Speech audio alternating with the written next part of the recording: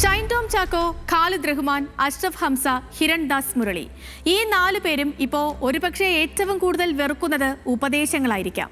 അവരവരുടെ മേഖലകളിൽ മഹാപ്രതിഭകളായ ഇവർക്ക് ആരുടെയും ഉപദേശം ആവശ്യവുമില്ല.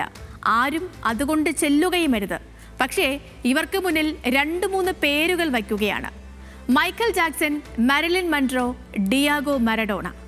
ഇവരാരും മയക്കുമരുന്ന് കഴിച്ച ശേഷം പ്രതിഭ തെളിയിച്ചവരല്ല. മയക്കുമരുന്ന് കൊണ്ട് പ്രതിഭയും ആയുസ്സും കളഞ്ഞു കുളിച്ചവരാണ്. സ്വന്തം ജീവിതം തന്നെ നഷ്ടമായവരാണ്. വട്ടമെത്തുന്ന ആയുസ് ഉണ്ടായിരുന്നുവെങ്കിൽ പല ലക്ഷം ആസ്വാദകരെ പിന്നെയും പിന്നെയും ആഹ്ലാദിപ്പിക്കേണ്ടവരായിരുന്നു. അവരുടെയൊക്കെ ആയുസ് ലഹരി കൊണ്ട് വളരെ നേരത്തെ അവസാനിക്കുകയായിരുന്നു. Bob Marley, Elton John, Elizabeth Taylor തുടങ്ങി BTSലെ സുഗ വരെ ലഹരിയുടെ പിടിയിലായവരാണ്. ലഹരി വിമുക്തി കേന്ദ്രത്തിൽ ചികിത്സയ്ക്ക് പോകാൻ തയ്യാറായ ഷൈൻ ടോം ചാക്കോയ്ക്ക് വളരെ വേഗം സിനിമയിലേക്ക് തിരിച്ചു വരാൻ കഴിയട്ടെ എന്ന് ആത്മാർത്ഥമായി ആശംസിച്ചുകൊണ്ട് ഇന്നത്തെ സ്പോട്ട്ലൈറ്റ് ആരംഭിക്കുകയാണ്. ലഹരിയിൽ പുകഞ്ഞു തീരുന്ന പ്രതിഭകൾ. ഹിരൺദാസ് മുരളി എന്ന വേടനും 8 കൂട്ടുകാരും പിടിയിലായി. അവരുടെ കയ്യിൽ നിന്നും പിടിച്ചെടുത്തത് 6 ഗ്രാം കഞ്ചാവാണ്. 9 പേരിൽ നിന്നും 6 ഗ്രാം കഞ്ചാവ് പിടിച്ചാൽ സ്റ്റേഷൻ ജാമ്യത്തിൽ പുറത്തിറങ്ങാം. അത് പത്രങ്ങളുടെ പ്രാദേശിക പേജിലെ ഒരു വരി വാർത്തയായി അവസാനിക്കേണ്ടതുമാണ്. സംവിധായകരായ ഖാലിദ് റഹ്മാനും അഷ്റഫ് ഹംസയും സുഹൃത്ത് ഷാഹിദ് മുഹമ്മദും പിടിയിലായത് 1.5 ഗ്രാം ഹൈബ്രിഡ് കഞ്ചാവുമായാണ്. പണ്ടായിരുന്നെങ്കിൽ ഇത്ര കുറഞ്ഞ അളവ് ലഹരിയുമായി പിടിയിലായാൽ അത് വാർത്ത പോലും ആകുമായിരുന്നില്ല. ജാമ്യമെടുക്കുന്നതും ആരും അറിയുകയുമില്ല. ഷൈൻ ടോം ചാക്കോയുടെ കാര്യത്തിൽ ലഹരിയുമായി പിടിയിലായില്ല.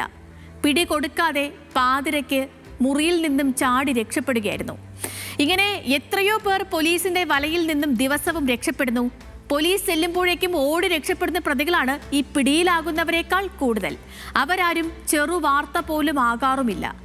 പിന്നെന്തിന് ഷൈൻ ടോം ചാക്കോയും ഖാലിദ് റഹ്മാനും അഷ്റഫ് ഹംസയും വേടനും ഒക്കെ വാർത്തയാകുന്നു? ആ ചോദ്യത്തിന് ഒരൊറ്റ ഉത്തരമേ ഉള്ളൂ. മഹത്തായ സൃഷ്ടികൾ സംഭവിക്കുന്നത് കഞ്ചാവും മരിജുവാനയും മെത്താഫെറ്റമിനും അടിക്കുന്നത് കൊണ്ടാണെന്ന തീർത്തും തെറ്റായ സന്ദേശമാണ് ഇവർ യുവതലമുറയ്ക്ക് നൽകുന്നത്. ഇവരെ അനുകരിച്ചാൽ ഉള്ള പ്രതിഭ കൂടി നശിച്ച് ജീവിതം തന്നെ കൈവിട്ടു പോകും. ഷൈൻ ടോം ചാക്കോയും ഖാലിദ് റഹ്മാനും അഷ്റഫ് ഹംസയും ഹിരൺദാസ് മുരളിയും നിയമവിരുദ്ധ പ്രവർത്തനത്തിനാണ് പിടിയിലായത്. സാധാരണഗതിയിൽ ജാമ്യം കിട്ടി പുറത്തു പോകേണ്ട ഹിരൺദാസ് മുരളി എന്ന വേടൻ മാത്രം പിന്നെയും അറസ്റ്റിലായി. കഴുത്തിലണിഞ്ഞ മാലയിൽ ഉണ്ടായിരുന്നത് പുലിപ്പല്ലാണെന്ന് തെളിഞ്ഞു. ഇതോടെ വനം വകുപ്പെടുത്ത കേസിൽ വന്യമൃഗവേട്ട വരെ ചുമത്തി. കഞ്ചാവ് വലിക്കുന്നതോ കൈവശം വയ്ക്കുന്നതോ കുറ്റകരമാണ് എന്നതുപോലെ തന്നെ പുലിയുടെ പല്ല് കൈവശം വയ്ക്കുന്നതും കുറ്റകരം തന്നെയാണ്. പുലിയെ വേട്ടയാടാൻ പാടില്ല എന്നതുപോലെ ചത്തുകിടക്കുന്നത് കണ്ടാൽ ഒരു രോമം പോലും എടുക്കാനും പാടില്ല. ഇതൊക്കെ ഈ സാധാരണക്കാർക്ക് പോലും അറിവുള്ള കാര്യവുമാണ്. പ്രതിഭയുടെ ധാരാളിത്തം വേണ്ടതിലധികമുള്ള കലാകാരനാണ് ഹിരൺദാസ്. ദക്ഷിണേന്ത്യയിലെ ഏതരങ്ങിൽ പോയി നിന്നാലും 1.5 ലക്ഷം പേരെ സംഘടിപ്പിക്കാൻ കഴിയുന്നത്ര പ്രതിഭയുള്ളയാൾ. മലയാളത്തിൽ ഇങ്ങനൊരു റാപ്പർ തന്നെ അത്ഭുതവുമാണ്. 20-30 വർഷം മുൻപ് യേശുദാസിന്റെ ഗാനമേളയ്ക്ക് വന്നിരുന്നതിന്റെ 10 മടങ്ങ് ആളുകളാണ് ഇപ്പോൾ ഹിരൺദാസിനെ കാണാൻ എത്തുന്നത്. കലയും കാലവും മാറുന്നത് എങ്ങനെയെന്ന് ഇവരെ നോക്കിയാണ് പുതിയ തലമുറ പഠിക്കേണ്ടതും. ഹിരൺദാസ് വളർന്നു വന്ന ഒരു വഴിയുണ്ട്. ഏതെങ്കിലും കല പഠിക്കാനും പ്രവർത്തിക്കാനും ഒട്ടും അനുകൂലമല്ലാത്ത ഒരു സാമൂഹിക ഘടനയിൽ നിന്നും വരുന്നയാളാണ്. കലാഭവൻ മണിയും വിനായകനും ഒക്കെ വന്ന അതേ വഴി. പക്ഷേ അവരിരുവരും ചെന്നു വീണ ഉന്മാദത്തിന്റെ കുഴികളുണ്ട്. അവിടേക്ക് ഹിരൺദാസിനെ പോലുള്ളവർ ചെന്നെത്തരുത്. വേടൻ എന്ന പേര് കേൾക്കുമ്പോൾ തന്നെ കൈകളിൽ താളവും കാലുകളിൽ തില്ലാനയും ശിരസിൽ ഉന്മാദവും ഉണ്ടാകുന്ന തലമുറ ഇവിടെയുണ്ട്. അവരെയാണ് ഇത്തരം കേസുകൾ നിരാശരാക്കുന്നത്. കേരള പോലീസും എക്സൈസും പിടികൂടേണ്ടത് വേടന്മാരെ അല്ല, ഇവരിലേക്ക് ലഹരി എത്തിക്കുന്നവരെയാണ്. ഒരു സംശയവുമില്ലാതെ എല്ലാവർക്കും അറിയാവുന്ന ഒരു കാര്യമുണ്ട്. നമ്മുടെ സംസ്ഥാനത്തേക്ക് വലിയ തോതിൽ ലഹരി എത്തുന്നുണ്ട്. അതിന് പല വഴികളുമുണ്ട്. കരമാർഗം വരുന്നതിന്റെ പല മടങ്ങ് കടൽ മാർഗമാണ് എത്തുന്നത്. വിമാനം വഴിയും എത്തുന്നുണ്ട്. പാകിസ്ഥാൻ, ഇറാൻ, അഫ്ഗാനിസ്ഥാൻ എന്നിവിടങ്ങളിൽ നിന്നുള്ളതാണ് ഈ ലഹരി. അവ കടൽ മാർഗം ശ്രീലങ്കയിലും തമിഴ്നാട്ടിലും കേരളത്തിലും എത്തുന്നു. ലഹരി കാർട്ടലിന്റെ പ്രധാന ഹബ്ബായി അറബിക്കടലും ബംഗാൾ ഉൾക്കടലും ഉൾപ്പെട്ട പ്രദേശം മാറുകയാണ്. വർഷത്തിൽ ഒരിക്കൽ 1-2 ബോട്ടിൽ നിന്നും ലഹരി പിടിക്കുന്നതല്ലാതെ കേന്ദ്ര സർക്കാരിനും കാര്യമായിട്ട് ഇടപെടാൻ കഴിയുന്നില്ല. സ്വർണ്ണക്കടത്തിനേക്കാൾ പതിന്മടങ്ങാണ് ലഹരിക്കടത്ത്.